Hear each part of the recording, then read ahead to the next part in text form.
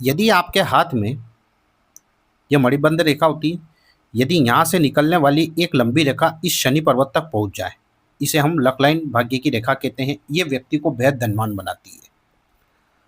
वहीं यदि चंद्र पर्वत, इसे हम चंद्र का क्षेत्र कहते हैं, यदि चंद्र से निकलने वाली कोई रेखा शनि पर्वत तक पहुंच जाए या यहीं से निकलने वाली कोई रेखा गुरु पर्वत तक पहुंच जाए, ये व्यक्ति को अत्यधिक धनवान बनाती है।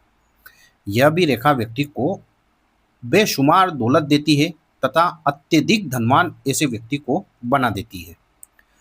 वहीं यदि किसी व्यक्ति के हाथ में सूर्य की रेखा हो जो कि हार्ट लाइन को टच करे, या यह रेखा आगे चलकर माइंड लाइन को टच करे, या यही रेखा आगे चलकर इस प्रकार यहाँ तक आप पहुँच जाए, या पूरी भाग्य की रेखा के साथ में यह इस प्रकार मिल जाए, अत्यधिक धनवान ऐसा व्यक्ति होता है, दौलतमंद होता है, शोहरतमंद होता है, नेम फेम एंड वेल्थ ऐसे व्यक्ति के पास खूब होता है।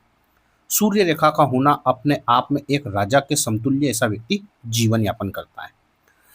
वहीं यदि शनि पर्वत पर 3 से 4 खड़ी रेखाएं, ये व्यक्ति को हमेशा बताया करता हूँ, ओल्ड एज में व्यक्ति को धनवान बनाती है।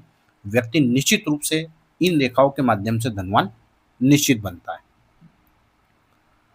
वहीं यदि लिटिल फिंगर, मरकरी की फिंगर यदि इससे क्रॉस हो जाए, यानी कि ये प्रथम पर्व के ऊपर चली जाए लिटिल फिंगर, तब भी ऐसा व्यक्ति धनवान बनता है व्यापारिक दृष्टिकोण से।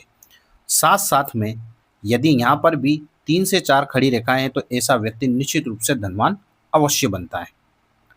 वहीं यदि मरकरी माउंट व सन माउंट, इसके बीच में इस प्रकार एक खड़ी रेखा, यानी कि इस प्रकार एक खड़ी रेखा बन जाए, यह व्यक्ति को अत्यधिक धन देने के लिए जानी जाती है।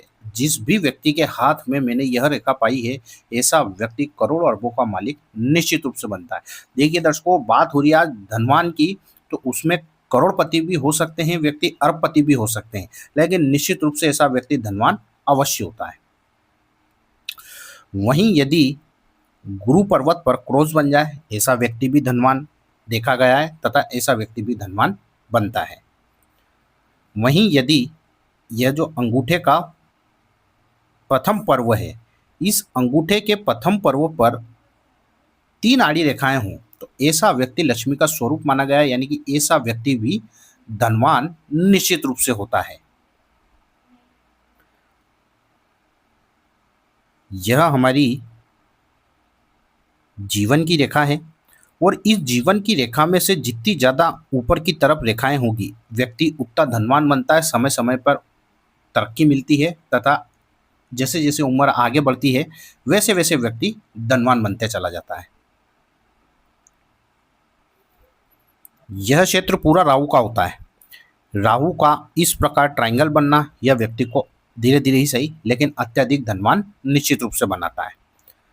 वहीं यदि राहु के क्षेत्र से कोई रेखा या तो बुध पर्वत तक पहुंच जाए, इसमें से निकलकर कोई रेखा सूर्य तक, शनि तक या गुरु तक पहुंच जाए, तो ऐसा व्यक्ति भी निश्चित रूप से अथाह धनवान संपत्तिवान पाया गया है। वहीं यदि शनि रेखा, जिसे हम भाग्य की रेखा कहते हैं, इस रेखा पर कहीं भी इस प्रकार ट्रायंगल बन जाए, अत्यधिक धनवान ऐसा व्यक्ति पाया गया है तथा ऐसा व्यक्ति अत्यधिक धनवान होता है। वहीं यदि सन माउंट पर फिश का साइन हो तो ऐसा व्यक्ति इंटरनेशनल लेवल पर कामकाज होता है, अत्यधिक धनवान ऐसा व्यक्ति निश्चित रूप से बनता है। केतु पर बनने वाली फिश साइन, इसे हम केतु का क्षेत्र कहते हैं। केतु के क्षेत्र पर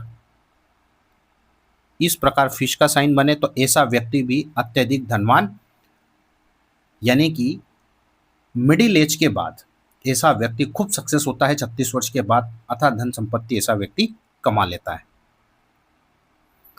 वहीं यदि यह आंतरिक मंगल होता है और यह बाहरी मंगल का क्षेत्र होता है, यहाँ पर फिश साइन हो तब भी ऐसा व्यक्ति अरबों खरबों का मालिक देखा गया है, संपत्तिवान होता है, प्रॉपर्टी अनेक होती है, बड़े बड़े बिल्डर ऐसे लोग बनते हैं। जमीन से जुड़ा हुआ यदि ऐसा व्यक्ति कोई भी कार्य करता है तो अतः धन संपत्ति उनके पास होती है। यह भी फिश साइन मंगल पर्वत पर शुभ संकेत होता है। लाइफ लाइन पूरा हिस्सा शुक्र का होता है। यदि यहाँ पर इस प्रकार एक आड़ी, यानी कि जहाँ पर यह अंगूठे का कट है और इस प्रकार हमारी जहाँ हथेली मिलती है वहीं से शुरुआत में एक एक रेखा होती है। ध्यान रहे ये रेखा लाइफलाइन को काटे ना। यदि इस प्रकार एक सीधी रेखा हो तो ऐसा व्यक्ति बहुत दौलतमंद, शोहरतमंद, ऐश्वर्यवान होता है, बड़ी बड़ी गाड़ियों में घूमता है, क्योंकि शुक्र को कहीं ना कहीं से वेल्थ से रिलेटेड भी जोड़ा गया है। तो ऐसा व्यक्ति भी खूब धनवान पाया गया है। ये बहुत रेयर साइन होता है दर्शकों, माउंट ऑफ जुपिटर पे साथिया बनना। ऐसा व्यक्ति बहुत भाग्यशाली होता, अध्यात्म के क्षेत्र में बहुत अग्रणी होता है। गुरु हो सकता है, महात्मा हो सकता है, परंतु यह व्यक्ति को यश दिलाता है, मान दिलाता है, सम्मान दिलाता है। और ऐसा व्यक्ति धन की अभिलाषा कम रखता है, परंतु निश्चित रूप से दुनिया के सभी चीज़ों का वह भोग कर कर ऐसा व्यक्ति बहुत बड़ा गुरु व महात्मा संत बनता है। तो यह भी बहुत शुभ साइन होता है।